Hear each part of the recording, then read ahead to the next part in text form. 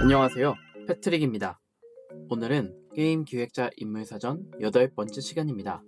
첫 번째로 준비한 인물은 질문에서 시작해볼 수 있습니다. 게임 한 편이 회사를 살릴 수 있을까요? 파이널 판타지라는 이름이 바로 그 답이었습니다. 일본 RPG의 전설을 쓴 사카구치 히로노부, 절망 속에서 창조한 그의 마지막 환상이 어떻게 전세계를 매료시켰는지 그의 여정을 살펴볼 것입니다.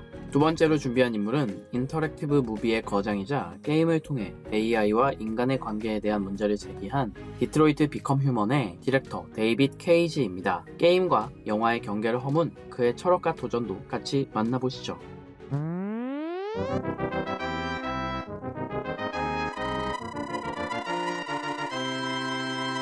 여러분들이 판타지를 좋아하신다면 반드시 주목해야 할 사람이 있습니다. 그 사람은 파이널 판타지의 아버지이며 망하기 직전의 회사였던 스퀘어의 마지막 환상이 되어준 사카구치 히로노부입니다. 사카구치 히로노부는 1962년 일본 이바라키현에서 태어났습니다. 어린 시절 그는 밴드 활동을 하고 파친코를 사랑하던 예술가였습니다. 대학 생활도 놀러 다니는 생활을 하며 시간을 보냈다고 하네요. 농구와 음악을 사랑했으며 게임 역시 사랑했다고 합니다.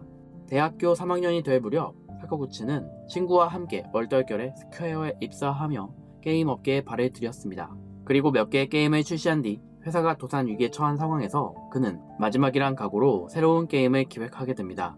그렇게 탄생한 게임이 바로 1987년에 출시된 파이널 판타지였습니다. 마지막 환상이라는 이름처럼 이 게임은 사카구치와 스퀘어의 마지막 도전이었죠. 하지만 예상과 달리 파이널 판타지는 엄청난 성공을 거두며 JRPG의 새로운 장을 열었습니다. 그가 만든 파이널 판타지를 간단하게 살펴보겠습니다.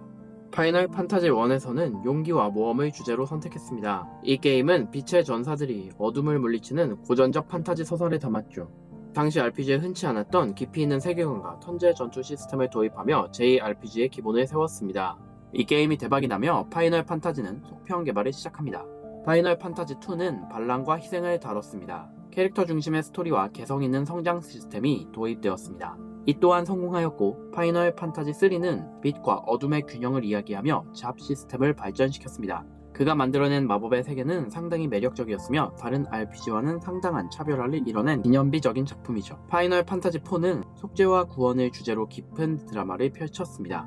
주인공 세실의 내적 갈등과 성장 이야기는 감동을 자아내죠. 파이널 판타지의 상징인 날아다니는 고래는 이 시리즈에서 등장합니다. 파이널 판타지 5는 모험과 유산을 통해 자유도 높은 잡 시스템을 완성했습니다. 또한 어빌리티 시스템은 이 게임의 상징으로 남아있습니다. 파이널 판타지 6는 억압과 해방을 그리며 인간 중심의 이야기를 강조했습니다. 다양한 캐릭터들의 사연과 거대한 제국에 맞서는 저항군의 이야기는 JRPG의 걸작으로 남았습니다. 또한 이전과 다르게 마법이 아닌 로봇의 세계가 등장하며 새로운 환상을 심어주었죠. 파이널 판타지 7은 정체성과 환경 파괴를 주제로 산업화된 세계 속에서 인간과 자연의 갈등을 그렸습니다. 파이널 판타지는 이 시점부터 근미래의 도시가 등장하며 새롭게 시작합니다. 2001년 사카구치는 영화 파이널 판타지 더 스피릿 위든을 제작했지만 상업적으로 실패하며 큰 타격을 입었습니다. 결국 그는 스퀘어를 떠나게 되었습니다. 그러나 그의 흔적은 여전히 게임 역사에 크게 남아있습니다. 사카구치 히로노부는 파이널 판타지 시리즈를 통해 JRPG 장르를 확립했습니다. 그는 판타지 세계를 기반으로 깊은 스토리와 감정을 담은 캐릭터를 창조하며 게임을 단순한 놀이가 아닌 서사적 예술로 승화시켰습니다. 특히나 파이널 판타지 7은 3D 그래픽과 영화적 연출을 보여주었고 게임 음악과 드라마틱한 연출을 결합해 감동적인 경험을 선사했습니다. 그의 도전 정신은 스퀘어 퇴사 후에도 이어져 미스트워커를 설립하고 새로운 RPG를 선보이며 게임 산업에 꾸준한 영향을 미치고 있습니다. 그의 작품들은 상상력, 기술 혁신, 그리고 감동적 서사로 JRPG를 세계적인 장르로 만들었고 지금도 수많은 게임 디자이너들에게 영감을 주는 소중한 유산으로 남아 있습니다.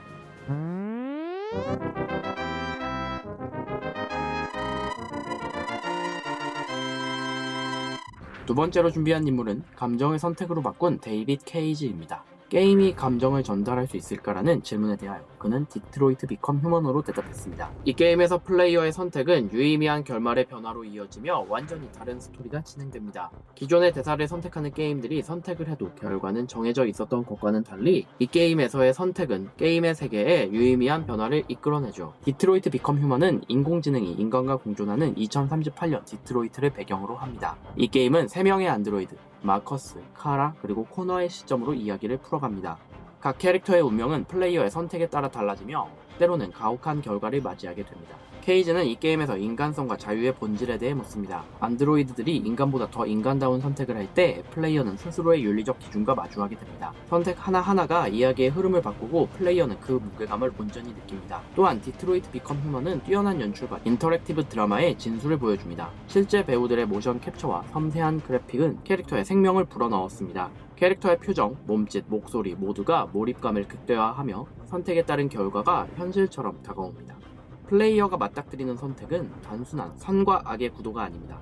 때로는 옳은 선택이 누구에게는 비극이 되고 잘못된 선택이 또 다른 희망이 되기도 합니다. 케이지는 이렇게 게임을 통해 플레이어에게 도덕적 딜레마를 체험하게 만듭니다. 디트로이트 비컴 휴먼에서 중요한 메커니즘 중 하나는 QTE 액션입니다. 이 시스템은 특정 순간에 빠르게 버튼을 누르거나 조작해야 하는 액션을 의미합니다. 하지만 케이지가 설계한 QTE는 단순한 반사신경 테스트에 그치지 않습니다. 그 실패는 플레이어에게 깊은 죄책감과 무력감을 안기며 감정적 몰입을 극대화합니다. 플레이어가 QTE에 실패하면 단순히 캐릭터가 다치거나 게임이 리셋되는 것이 아니라 영구적인 결과가 발생합니다. 예를 들어 포너가 범인을 놓치거나 카라가 위험에서 벗어나지 못한다면 캐릭터의 죽음 혹은 예상치 못한 결말로 이어질 수 있습니다. 이로 인해 플레이어는 자신의 실수가 캐릭터의 운명을 좌우했다는 죄책감에 사로잡히게 됩니다. 또한 이 게임의 메인 메뉴에 등장하는 AI는 지속적으로 상황의 심각성을 알리며 플레이어에게 도덕적인 딜레마를 던지죠.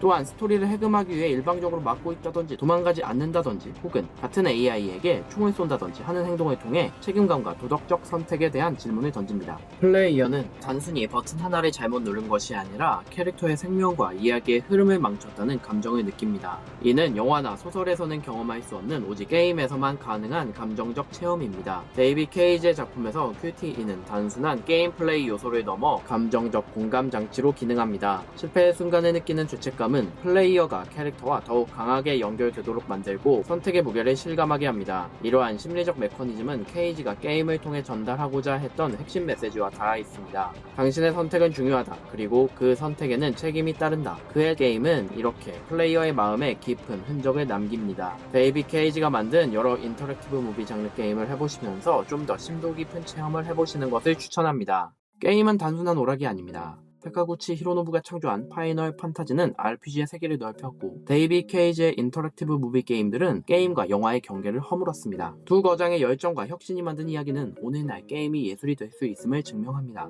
이제 여러분은 어떤 게임을 만들어 나가고 싶은가요? 여러분만의 판타지와 이야기를 기대하겠습니다.